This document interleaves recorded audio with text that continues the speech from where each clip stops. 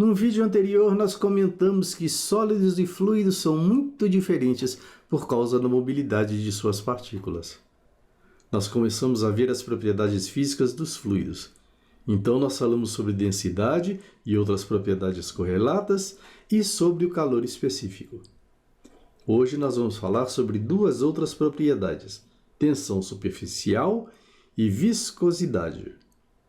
Vamos começar com a tensão superficial. O que é isto exatamente? A gente pode dizer que é uma tensão que se desenvolve na interface de um líquido e um gás, ou entre dois líquidos, provavelmente causada pelas forças de coesão intermolecular. Então, a superfície externa do líquido em contato com o gás, ou com o líquido de maior tensão superficial, no caso de líquidos imiscíveis, tende a se contrair.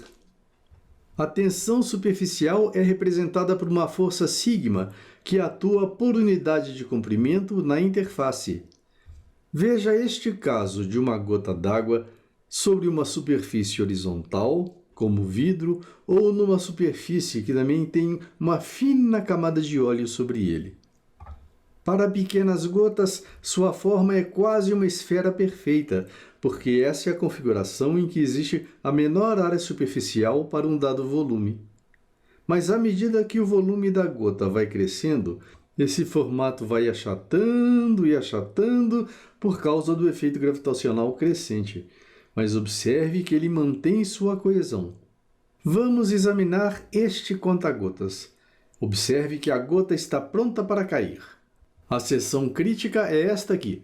A tensão superficial vai falhar aqui, onde o perímetro é o menor. A máxima força desenvolvida pela tensão superficial será sigma vezes 2πr. Ele pode suportar uma gota de raio R. O peso dessa gota será igual a gama vezes 4/3 de πr3. Na condição crítica, nós teremos F1 igual a F2, quer dizer, sigma vezes 2πr igual a gama vezes 4/3 de πr3. Portanto, R é igual a 3 sigma R sobre 2 gama elevado a 1/3. Vamos encontrar uma equação geral para a tensão superficial. Eis aí uma gota de um líquido sobre uma superfície que não é molhada por ela. Vamos considerar essa área elementar. Suas dimensões são dx e dy. Eis aí a área elementar, mostrada em perspectiva e de cabeça para baixo. Veja que ela tem dois raios de curvatura diferentes. Aqui nós estamos vendo a seção dessa área, mostrando o raio de curvatura R1 e comprimento dy, e aqui a seção da mesma área, mostrando a curvatura R2 e o comprimento dx. Nós podemos escrever seno de alfa igual a dy sobre 2r1 e seno de beta igual a dx sobre 2r2. Aí a gente escreve essa expressão, que se transforma nessa e nessa, e finalmente P1 menos P2 é igual a 2 sigma que multiplica 1 sobre R1 mais 1 sobre R2. Nesta tabela, nós podemos encontrar os valores de tensões superficiais para alguns fluidos comuns em contato um com o outro nas temperaturas usuais. A capilaridade é um outro problema interessante que nós podemos resolver utilizando o conceito de tensão superficial. Veja nesta figura que a coluna líquida está estável no interior de um tubo transparente. A altura de equilíbrio é h. O seu peso é ρg πr2h. A força que sustenta a coluna líquida é igual a 2πr sigma cosseno alfa, onde sigma é a tensão superficial, cujo valor nós vimos na tabela, e alfa é o ângulo de contato. Nós vamos ver seus valores numa tabela um pouquinho adiante. O peso do líquido é igual à força. Portanto, a altura será igual a h igual a 2 sigma cosseno alfa sobre ρgr. Ou h igual a 2 sigma cosseno alfa sobre gama r. Aí está a tabela que nós falamos. contendo os valores do ângulo de contato de alguns líquidos com o vidro. Observe que, quanto menor o raio, maior será a altura H. A consequência mais notável da capilaridade nas nossas atividades é a infiltração que pode acontecer nas fundações dos prédios. A gente deve ter muito cuidado nesses casos, não é mesmo? Existem valores mínimos para os diâmetros dos equipamentos utilizados em medidores de pressão. A gente vai vê-los mais para adiante. Por exemplo, para manômetros de mercúrio, o diâmetro mínimo é 20 milímetros. E para tubos de vidro utilizados em piezômetros, o diâmetro mínimo é 6,3 milímetros, embora alguns autores recomendam que eles devem estar entre 9,5 e 12,7 milímetros. Bem, aí está um tema muito controverso: coesão e adesão. A gente admite que existem duas tensões fundamentais entre as moléculas do líquido e as paredes do recipiente e entre as moléculas umas com as outras.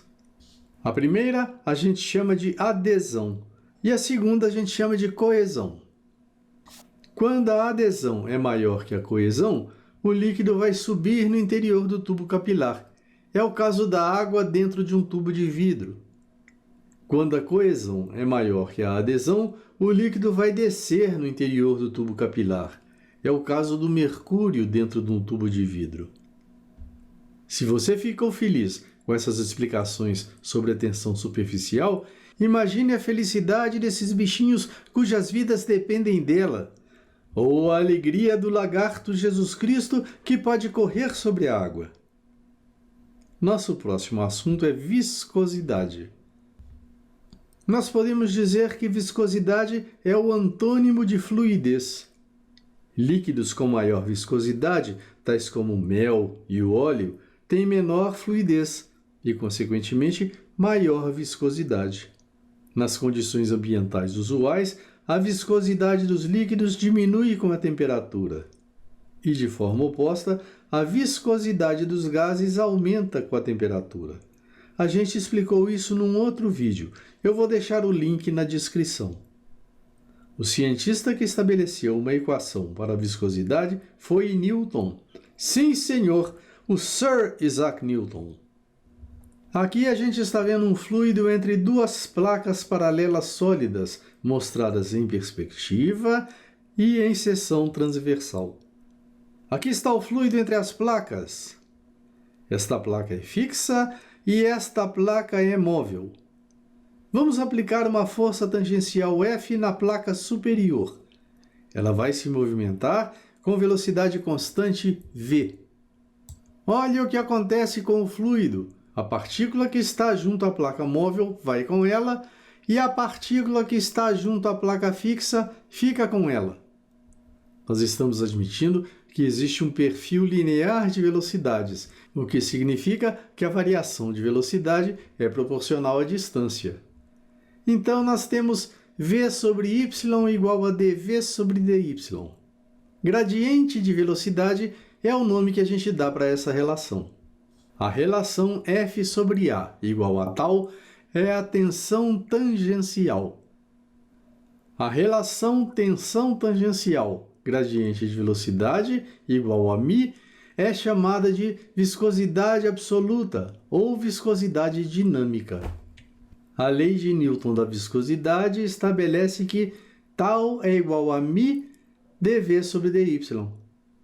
Nessa expressão, tal é a tensão tangencial, dv sobre dy é o gradiente de velocidade e μ é a viscosidade absoluta ou viscosidade dinâmica.